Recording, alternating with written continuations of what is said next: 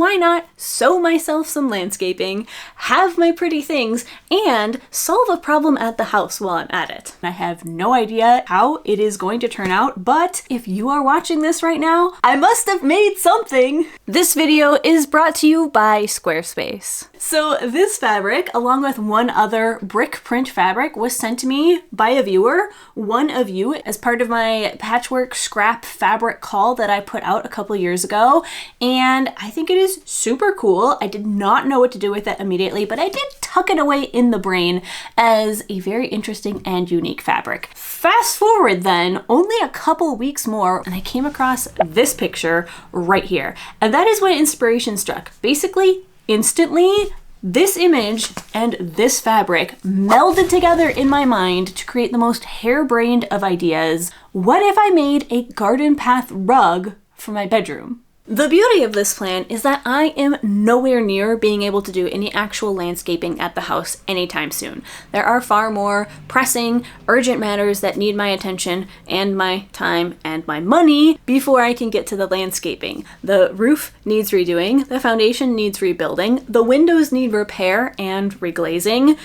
But if you can't tell, I am not at my house right now. I literally can't be doing any of those things. But what I can be doing is sewing. So why not sew myself some landscaping, have my pretty things, and solve a problem at the house while I'm at it. Wow. People have been asking me how I've been storing all this fabric. And at the moment, it's just thrown into a combination of giant boxes and suitcases to be sorted at a much later date. It doesn't mean that I don't appreciate or cherish the fabric, it just means I'm really, really busy. I have to say, of all the fabric that I got sent in, most common were really bright, colorful, patterned fabrics. I do have a lot of fabric, but not a whole lot of dull neutrals. That one's so pretty, but it does not look like a rock. Potentially, that could work. Very cute zebras. Coffee beans? Yeah, sure. I do think I figured out how I want to handle the rocks themselves, and it's gonna be this technique that I've seen a couple times before online. I don't know the name of it, but I can throw it up here. It's a technique that I've never done before because that style of quilting, I do feel like I always see it used for quilting, but that style of quilt never really appealed to me. So I kind of like have seen it pass, but I've never considered using it for myself. This one, Pride Rock. Should I make a pride rock? What a great play on words. Oh, that might have to go in there. You know, people paint their rocks sometimes. I've definitely seen people do paths where they take rocks and they paint them and then they put them in their path. So pride rock, coming right up. The good thing about this technique is it would allow me to stuff the rocks, but also equally, if I just changed my mind and decided that I didn't want to stuff the rocks, it wouldn't matter. I wouldn't have lost anything. Hello. You want to sort some fabric with me? All right, come here. The interfacing, if I used interfacing, would potentially give me a easier time. I could iron my rocks down in place and then sew them down. Not that I have interfacing. I actually think I don't have interfacing. Oh, gray. There's some nice gray linen. I don't think I have any interfacing on hand, so I think to start with, at least, I'm just going to use some plain cotton just to see how that goes, but I could always get some interfacing if I needed to. Good, thank you. Good, thank you. Mwah. You're getting hair all over my fabric, dog. Yes, you don't care. It's all gonna end up there one way or another, isn't it? We've got some really fun stuff to work with, so I think the next step for me is gonna be I wanna cut out just a small sampling of rocks, do like a proof of concept, see if it looks good, try the idea out on a small area. If I absolutely hate it for some reason, then I guess I'll scrap the project. But again, if you're listening to me say this, I guess it turned out well.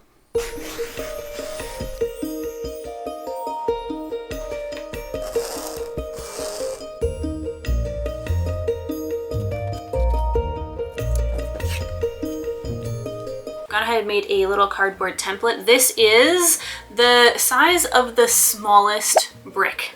That's the plan for this one. Now, this fabric, the bricks are much larger, but they also look completely different. These are like fresh bricks, whereas these are reused old bricks. These are bricks that Shannon has put in her garden. These are bricks that people with bigger budgets put in their garden. For now, I'm going to use this and cut out a bunch of these antique bricks, sew them to some cotton fabric for the backing for now, and I think pretty soon we're gonna get some very cute little baby bricks. Chili baby brick ribs.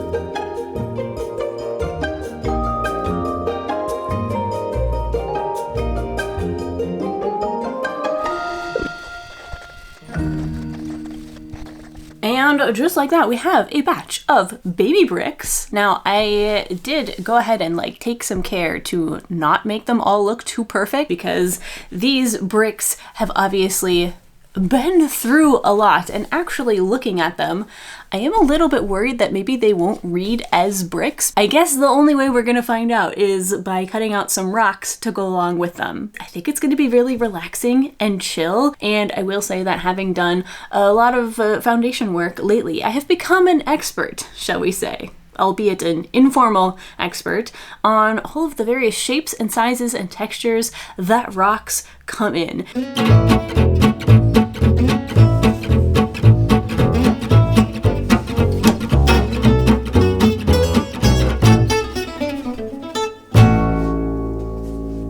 Alright friends, we are back. It is the next morning. I started to lose the light quite rapidly towards the end there, so I did a bunch of sewing off camera, but look what that means. We have a wide and delicious assortment of rocks here to choose from, and they're so cute. Let me show you. There's just like a bunch of fun colors and textures here. So we've got the upholstery, we've got the velvet, we've got this sort of wool color, and already just with this small sampling, it's looking like there's a lot of good potential here. So I think I'm just going to find something to lay down on the table as a backer and then start placing these rocks and making our garden path.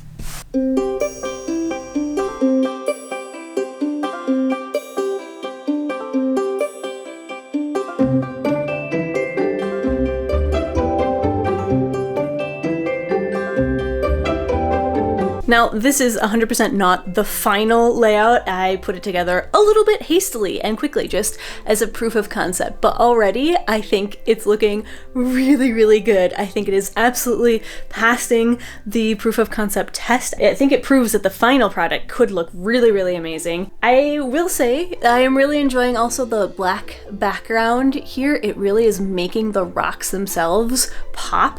Kind of makes it look like the rug is set on, or the rocks are set on dirt, which would never happen in reality. That would be a horrible idea, but this is not reality. This is like a whimsical, fantastical notion of reality. So I do think I would like the black background, which I guess brings us to the next stage, which is I think we need to go in the space, go up in the bedroom and measure what the perfect ideal dimensions for this thing should be, and then we can figure out how to turn this into an actual rug. But instead of moving on, I was actually having way too much fun playing with layouts, and at some point I was so excited I sent a photo of the project to a bunch of fellow crafty creator friends. Many of whom you'll recognize, and that's when I learned that Charlie from the Stitchery had a very similar project percolating in her own mind. So naturally we decided this was the perfect opportunity to join forces and collaborate, so we hopped on a video call to brainstorm. So that was my inspiration image. That's a good inspiration image, and I totally see like that inspiration in what you've done already. I like the variety here. I like that, like, there's the bricks and the smaller rocks, and it's not just going to be, because mine I think I'm going to do very kind of all the same, because mine is less of like a brick path and more of like, here's a bunch of rocks with moss between them and stuff. So I like that they're going to end up looking very different. The moss and grass is really just going to be in between. So my general thought is I have to make all of my rocks first, but not attach them yet, lay them all out, and literally trace around. And so then like you would just have like this snaking path of where all the green needs to be. Then I'd have to hang that up, tuft everything, and then go back and put my rocks in and actually secure them down between.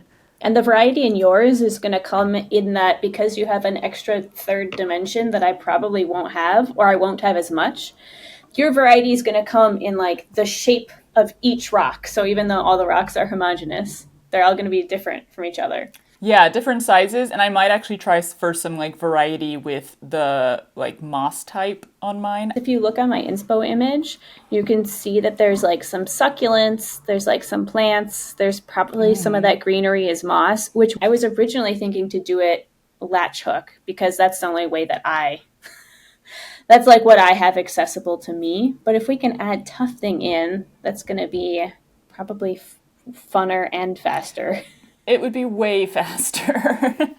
Yeah, that would definitely work. So then I think I would just want to know like how big is your overall piece and like what's sort of the biggest dimension and the smallest dimension that you have. So I know like what range of sizes to make for you. So let's tackle yours because I think yours is going to be a little more challenging for the collaboration aspect. Yeah, I'm not entirely sure what you could send to me. I definitely think it needs to be like an extraneous third-party object that sits on top or something. I don't think it can be quite integrated in the same way that yours is going to be integrated into mine because yours is so homogeneous. And there's not really going to be any gaps in it anywhere. That's why I was thinking something along the line of like mushrooms or something. I was thinking it could be kind of fun to do a couple, like maybe a butterfly or a moth, or like, can I do some sort of 3D animals? Wait, let me go look. I feel like I was trying to pin some ideas. Just, it was like brainstorming. I think what would be helpful for me then is if you could give me kind of a general sense of scale so that I know kind of what scale to make my little things to, like how big should, like obviously it's nice because mushrooms come in lots of different sizes. So I have some flexibility. It doesn't have to be perfect, but just to know generally speaking how big the rocks are going to be, what scale I should be making, I don't know, mushrooms or snails or whatever. What size should they be? Good chat! Yeah! I'll let you go. Thanks for squeezing me in. Made my morning. Now I can say I did work today. I'm going to show you where I want this rug to go, and we're going to measure it. See how much space we're working with. So, arriving in the bedroom, and it is a very gloomy day. So, I think we need some coziness and some lights. What do you think? Look at that. Look at how much more cozy that is. Amazing. Okay, so this is the spot here where I think I'm going to put the rug. Basically where this blue rug is. I don't know if it's going to go on top of the blue rug or if it's going to take the place of the blue rug. Let's start with a side-to-side measurement. That's 41 inches. Lengthwise, it would be 6 feet long. I would say there's not really a need to go more than 6 feet, but if, for example, I wanted to have the path go from the door and curve like to the bed, I guess I should take the measurement all the way to the far side of this bed opening. That's so interesting. I literally just had that idea right now in the space. Prior to this, I was just thinking I'll just make a roughly straight garden path. Hadn't thought about making it tailor-made to the space beyond the most basic dimensions, but now I'm kind of thinking it could be kind of fun to make it super, super custom and that it literally brings you from the door to the bedroom and drops you off at the bed where I get in bed every night. So I actually kind of like that idea. Fun to see how this is progressing in my head as we go. Okay, so that was actually really helpful. I got some key measurements. I have enough measurements that I can have some flexibility in my planning going forward, which we always love. So I guess let's jump to the next stage of the video, whatever that is. The next stage is this week's sponsor, Squarespace. Squarespace is the easiest all-in-one platform for building a website, and the best part is you don't need to be a web designer to use it. Their professionally designed templates give you a great place to start, and their intuitive tools, like their drag and drop editing, allow you to customize your site and really make it feel like you. They have a wonderful suite of business tools, so whether you're selling services or products or both, they can help you set up all the scheduling and help you with things like payments, fulfillment, invoicing, inventory, and all that stuff. So if you want to try Squarespace, then head to squarespace.com where you'll get a free trial. And then when you're ready to launch, go to squarespace.com/ShannonMakes and you'll get 10% off your first purchase of a new website or domain.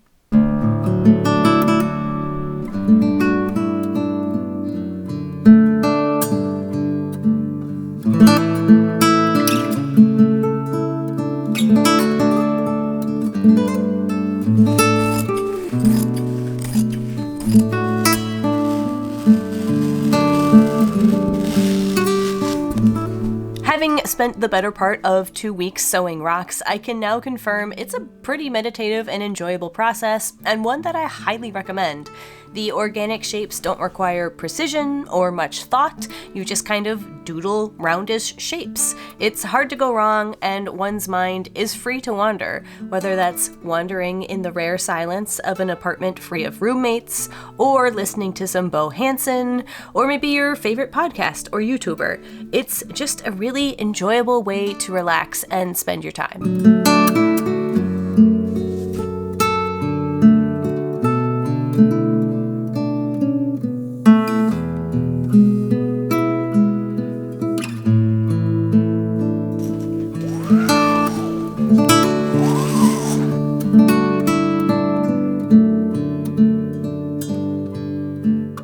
Okay folks, I spent the morning measuring out and then basting the perimeter of the black fabric that is going to be the canvas for this whole project.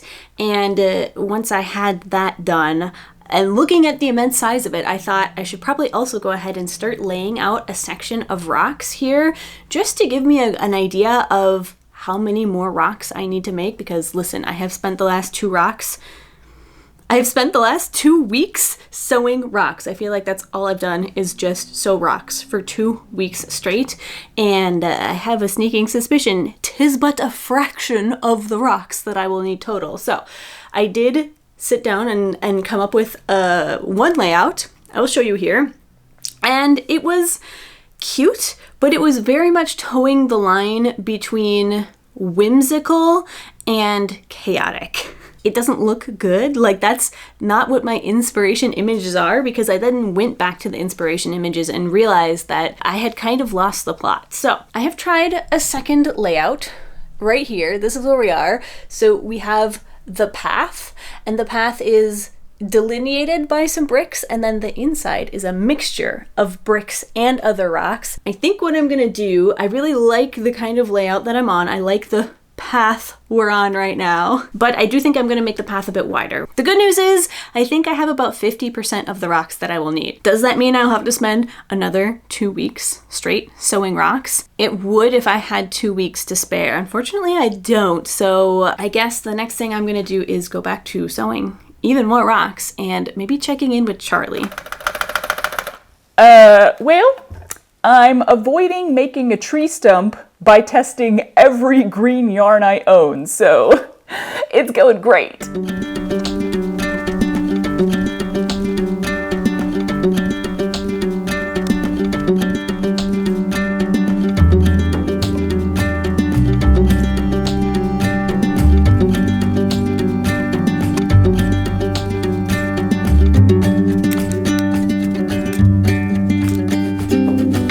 So after widening the path and pinning down the current layout, it was back to making more rocks.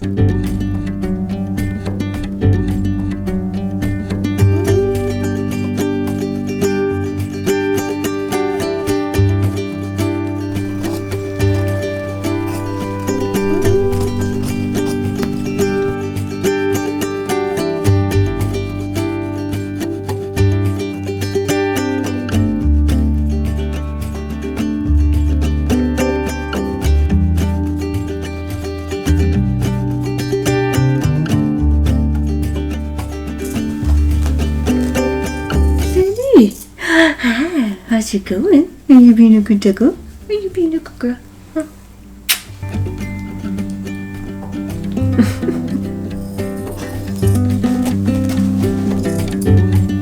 There's a lot of different steps in the process, so if you get tired of one set of actions, you can move on to another, and many of the later steps are fairly portable, so you're free to move to different rooms or different buildings.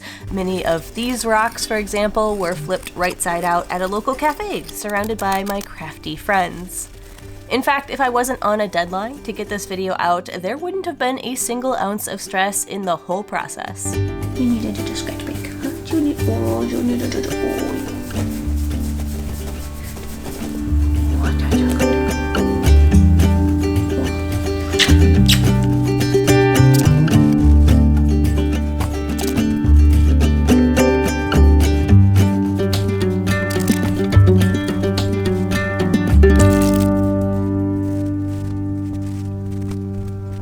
I think I'm at the point where I can slowly start filling out this path with the rocks and, pinning everything down. And I do think I want to pin everything in place because that is going to allow me to get the templates right away for Charlie, send her the templates for where I want the tufting, and then I have a little more wiggle room and leisure about when I sew things because they're all going to be pinned down.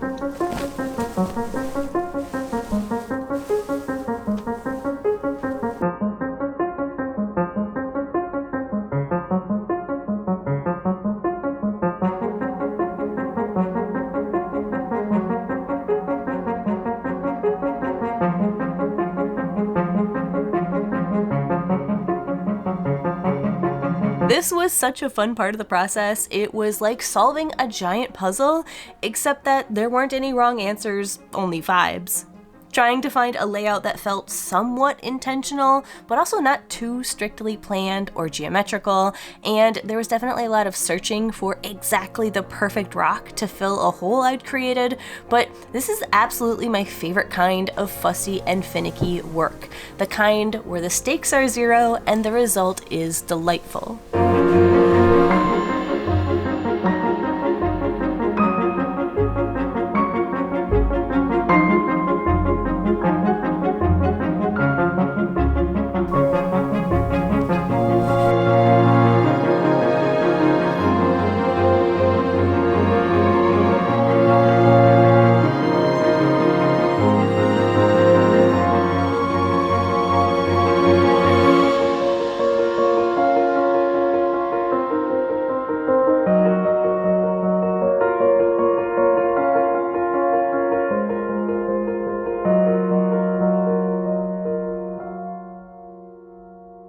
We have made a lot of progress, but it has occurred to me that the next step is gonna be potentially the most challenging one of the entire project, and that is sewing these down.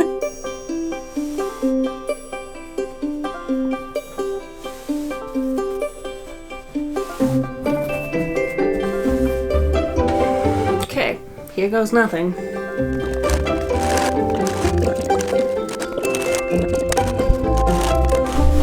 Okay, so that was not as bad as I had originally anticipated, but the thing is, it's only the first one. What happens when I get all the way in the middle and I've got sausage rolls of fabric on all four sides? If laying the rocks out was the most enjoyable part of this process, then sewing them down was the least. It definitely wasn't as bad as I was anticipating, but I did get stabbed several times by rogue pins. Ow! Ow! Ow! They kept falling out, they'd snag on other rocks or bits of fabric in the rug, and they just made the process kind of unwieldy, and it's definitely possible to do this with only pins. I'm obviously living proof of that. I would say that if you had some iron-on interfacing laying around or easily accessible, that's the route I think I would pick if I were to do this again.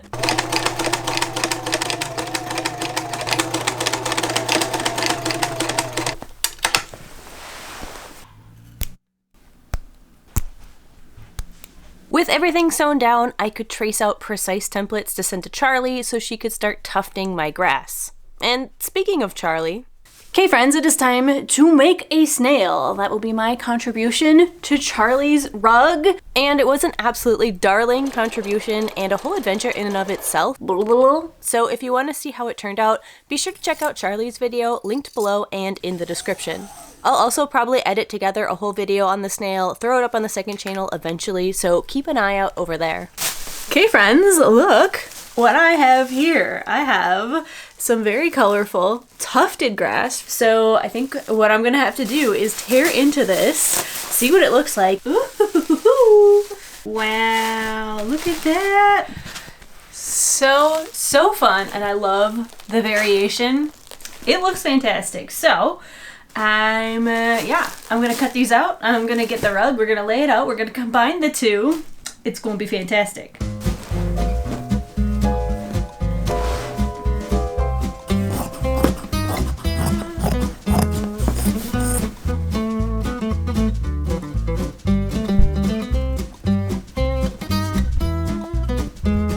As expected, it looks so good. So now what lays ahead of me is a lot of really boring fiddly stuff to turn this all into a rug. So we're gonna skip that part and we're gonna jump right ahead to the part where it's essentially done and being installed in the bedroom. Ready? Go.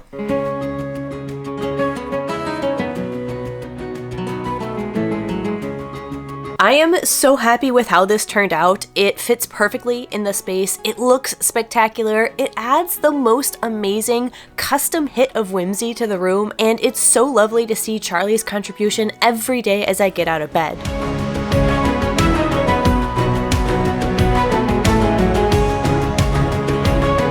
Be sure to head on over to check out her version of this rock rug. It should be linked on screen right now.